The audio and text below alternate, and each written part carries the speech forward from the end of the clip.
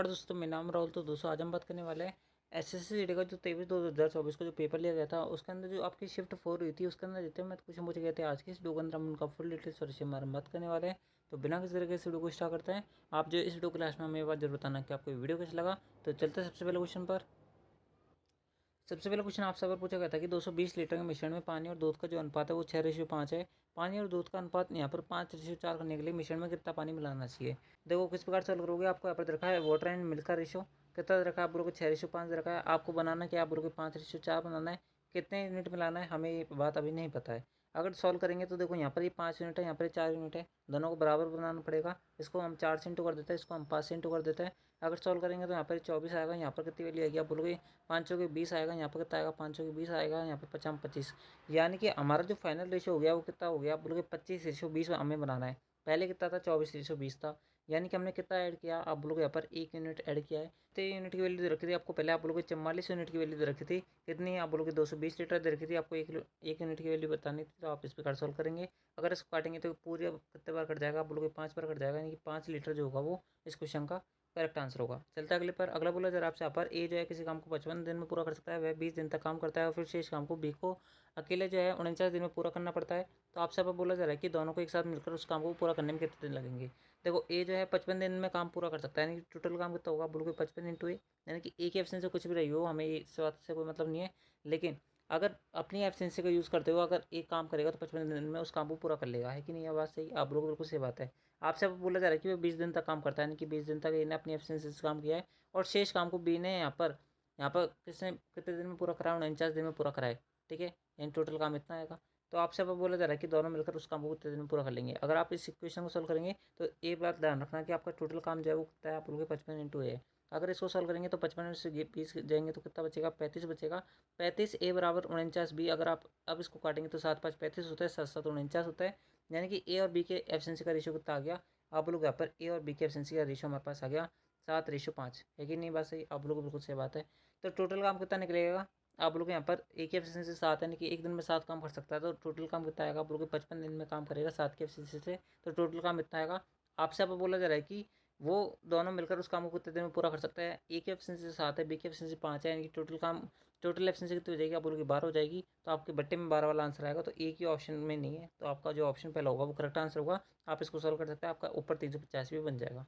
ठीक है, अगले पे चलता है। अगला बोला जा रहा है आपसे यहाँ पर साधारण ब्याज की वह दर ज्ञात कौन सी होगी जिस पर कोई धनराशि 34 वर्ष में स्वयं की 3 गुनी हो जाती है। 3 गुनी हो रही है, यानी कि उसको 2 रुपये का ब्याज मिला हुआ है। यानी कि अगर उसने 1 रुपये का इन्वेस्ट किया है तो 2 रुपये का उसको ब्याज है, तभी तो वो 3 गुनी हो गई। आप लोग बिल्कुल सही बात है। यानी कि 2 का ब्याज मिला कितने पर, 1 पर 34 वर्ष के अंदर मिला है। रेट ऑफ इंटरेस्ट हमें ज्ञात करनी है।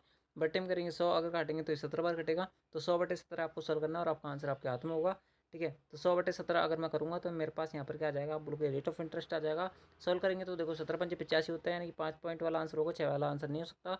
17×5 होता है 15 में बचेगा 17, यहाँ पर 90 तो 153 होता है, यानी कि 5.9 के अराउंड आपका आंसर आएगा। ठीक है, क्योंकि 3 पॉइंट तो कम है, यानी कि 3 नंबर तो कम है, यानी कि 2 के अराउंड नहीं है, 6 के अराउंड भी नहीं है, यहाँ पर 90 का अराउंड आएगा पॉइंट के बाद में। यानी कि ऑप्शन पहला करेक्ट है। अगले पे चलता है।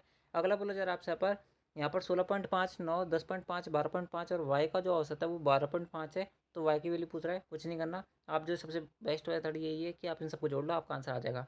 देखो टोटल संख्या कितनी है, आप लोगों को 1 2 3 4 5, लेकिन ये 5 की एफिशिएंसी, यानी कि पाँचों का एवरेज आपको 12.5 है। तो टोटल नंबर कितना हो जाएगा, आप लोगों को 12.5 इंटू कितना हो जाएगा 5 हो जाएगा। देखो 16.5 और 12.5 जोड़ेंगे तो कितनी वैल्यू आएगी, आप बोलोगे 16 12 28 से 29, 29 9 कितना होता है, आप बोलोगे यहाँ पर 29 9 होता है आपके यहाँ पर, आप बोलोगे यहाँ पर 38 होता है। 38 और 10 कितना होता है यहाँ पर 48, 48.5, यानी कि 48.5 यहाँ पर आ गया, प्लस का वाई लगा लो आप। ठीक है, बस आपको वाई की वैल्यू निकालनी है, आपका आंसर आ जाएगा। देखो अगर मैं सॉल्व करूँगा तो 12.5 इंटू 5 करेंगे तो कितनी वैल्यू आएगी, 0.5 आएगा। उसके अंदर 12×5 = 60 और यहाँ पर 62.5 है ना, इसमें से 48.5 मुझे घटाना और मेरा आंसर आ जाएगा। 5 में 5 गए तो 0 बचेगा, 12 में 60 गए तो 4 बचेगा, यानी यूनिट डिजिट यानी कि इकाई का जो अंक बनेगा वो कौन सा बनेगा, 4 वाला आंसर होगा, यानी कि ऑप्शन थर्ड करेक्ट है। अगले पे चलता है। अगला बोला जरा आपसे यहाँ पर इस आपको फ्रैक्शन वैल्यू दी हुई थी, आपको उसको सॉल्व करना था। देखो सबसे पहले हम करेंगे ऑफ वाले को सॉल्व। अगर मैं इस वाले यहाँ पर हिस्से के अंदर देखता हूँ तो आपका क्या आंसर निकलेगा। देखो 132 बटा क्या दे रखा है 13, ऑफ का मतलब इंटू होता है 52/12। अगर सॉल्व करेंगे 13 के 52 होता है, 12 से काटेंगे 12 कम 12, 12 कम 12, यानी कितना वैल्यू बनेगी इस हिस्से की, आप बोलोगे यहाँ पर इस वाले पार्ट की वैल्यू आएगी -44, है ना। बात करें दूसरे हिस्से की, तो दूसरा हिस्से का आंसर कितना निकलेगा, 12 से अगर 144 काटोगे ये 12 बार कटेगा, 33 से 11 से 33 काटेंगे 3 बार कटेगा, 3 से 12 काटेंगे 4 बार कटेगा, यानी कि 4 -44, यानी कितना आंसर आएगा, आप बोलोगे -40 आएगा, यानी कि ऑप्शन थर्ड करेक्ट है। अगले पे चलता है। अगला बोला जरा आपसे यहाँ पर कि घन की भुजा इतनी है, तो घन का पार्शियल पृष्ठीय क्षेत्रफल कितना होगा। आपको डायरेक्ट फॉर्मूला पता होना चाहिए। पार्शियल पृष्ठीय क्षेत्रफल को होता है 4a², a का स्क्वायर 13 का स्क्वायर 169 होता है, इंटू करना 4, अगर सॉल्व करेंगे 170 इंटू 4 करते तो कितनी वैल्यू आती है, आप बोलोगे 70 चौका 68, यानी 680 आती है, नहीं 680 से हमें 4 वैल्यू कम मिलेगी, ठीक है। यानी कि आपके एक भी ऑप्शन ऊपर वाला आंसर नहीं है, ऑप्शन जो 4 है वो करेक्ट है। अगले पे चलता है। अगला बोला जरा आपसे यहाँ पर कि इसको सरल करना है आपको, यानी कि इसको हल करना है। सबसे पहले ब्रैकेट को सॉल्व करेंगे, तो 2 इंटू 3 कितना होता है, 6 होता है। 6 का भाग देंगे 24 के अंदर कितनी बार कटेगा, 4 बार कटेगा, 4 और 1 कितना होता है 5, यानी कि 5 करेक्ट आंसर है। अगले पे चलता है।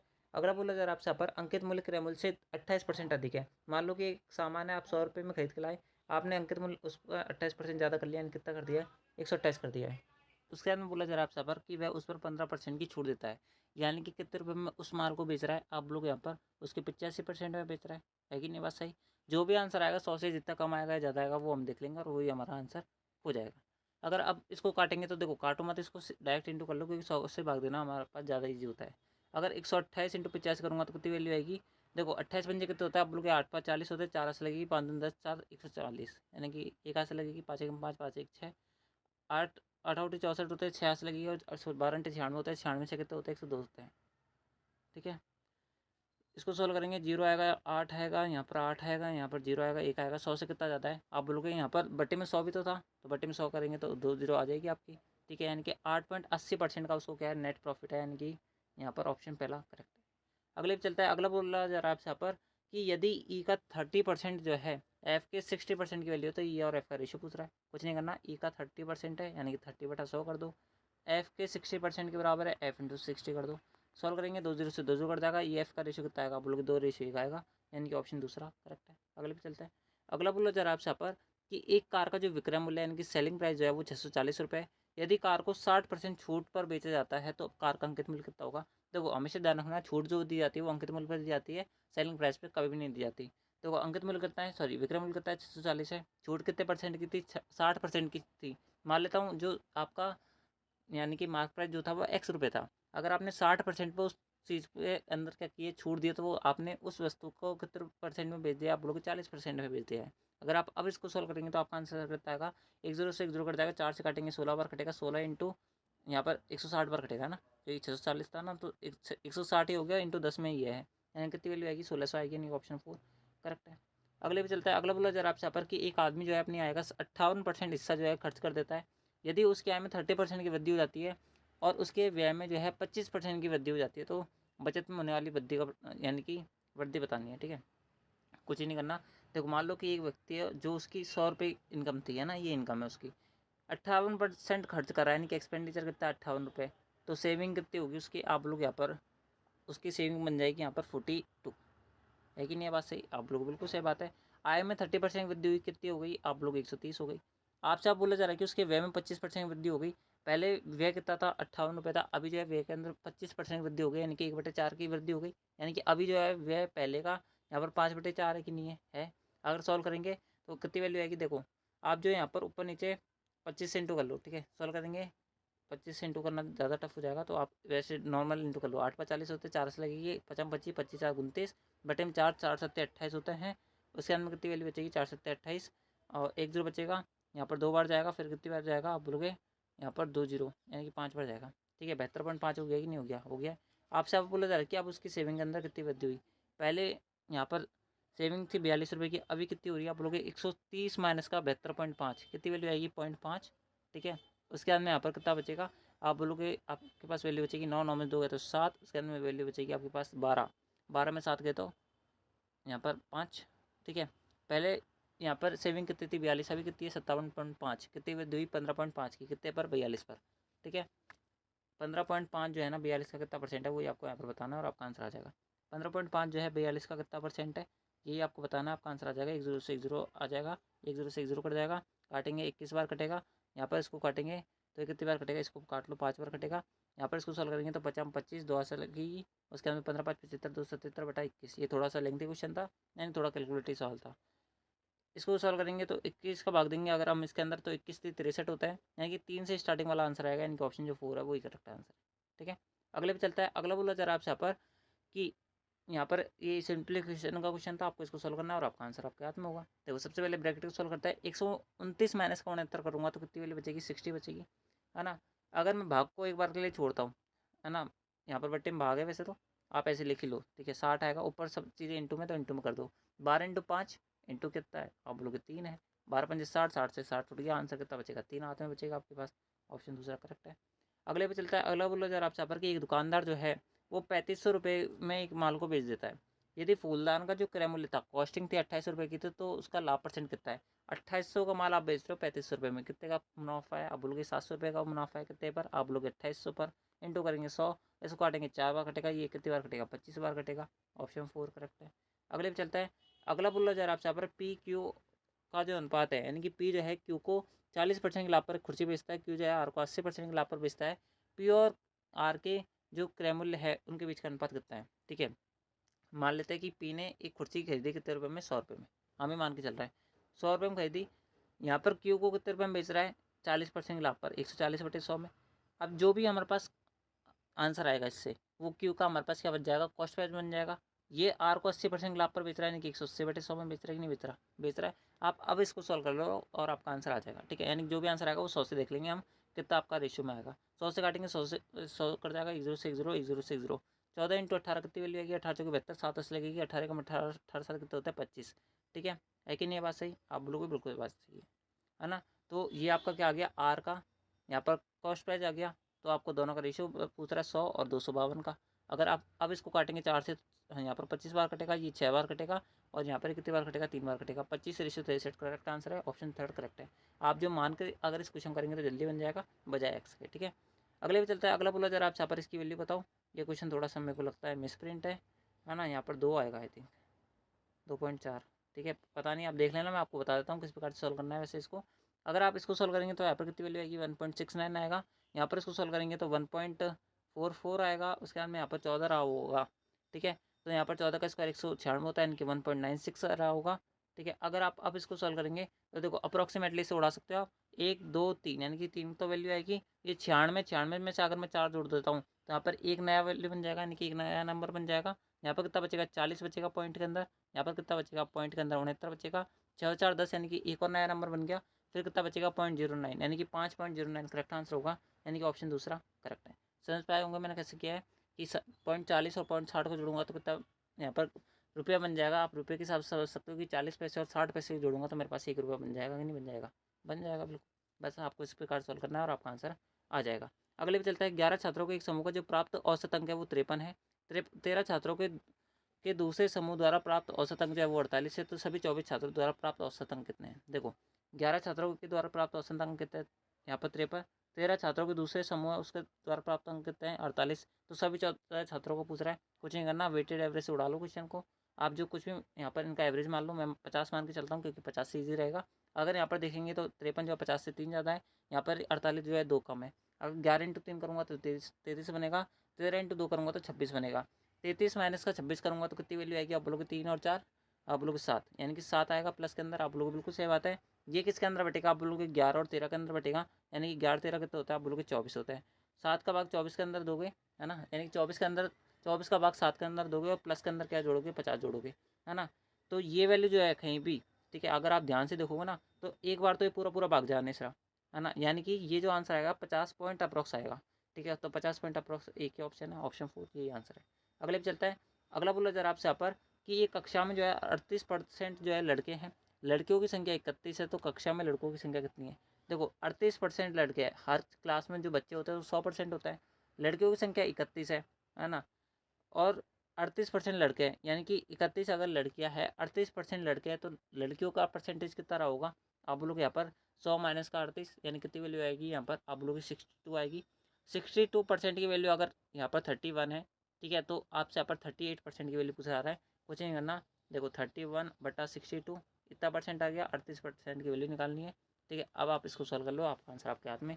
इसको काटेंगे 2 बार कटेगा, ये कटेगा 19 बार, तो 19 करेक्ट आंसर, ऑप्शन 3।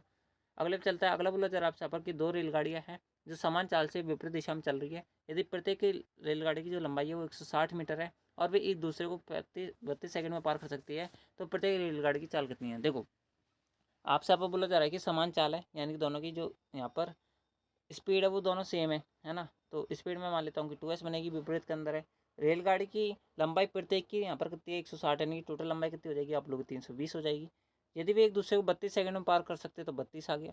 तो प्रत्येक रेलगाड़ी की चाल बतानी है, इसके लिए बतानी है, आपके पास सब माल जो है धरा धरा है, ठीक है, कुछ नहीं करना है, काटेंगे 10 बार कटेगा। तो 2s की वैल्यू अगर आपके पास 10 आ गई तो s की वैल्यू कितनी आएगी 5। ये किसके अंदर आई है, मीटर पर सेकंड के अंदर आई है। क्यों आई है मीटर पर सेकंड के अंदर, क्योंकि लंबाई जो थी वो मीटर के अंदर थी और जो आपका टाइम था वो हमने सेकंड के अंदर माना था, क्योंकि 32 सेकंड बोल रहा हुआ था, ठीक है। यानी कि 5 मीटर पर सेकंड को आपको बदलना है किसके अंदर, किलोमीटर पर आवर के अंदर। किससे इंटू करेंगे, 18/5 से इंटू करेंगे, सॉल्व करेंगे, 5 से 12 कट जाएगा, यानी कि 18 करेक्ट आंसर है। अगले पे चलता है। अगला बोला जा रहा है आपसे यहाँ पर कि कार जो है उसका प्रारंभिक मूल्य जो है वो कितना रुपये है, 1.5 लाख रुपये, यानी कि 1,50,000 रुपये। कार के मूल्य में प्रत्येक वर्ष उसके प्रारंभिक मूल्य से 20% कमी होती है, तो 2 वर्ष बाद उसका मूल्य कितना है, ठीक है। कुछ नहीं करना, 1,50,000, ठीक है। अब जीरो वगैरह एडजस्ट कर लेना। 20% कमी हो रही है, यानी कि 80% में होगा एक साल बाद, दूसरे साल बाद फिर वापस 80% हो जाएगा, है कि नहीं है। अगर सॉल्व करेंगे 4 जीरो, यहाँ 4 जीरो खत्म हो गया, 8 8 64, यानी कि 6400 इंटू कितना आ जाएगा 15।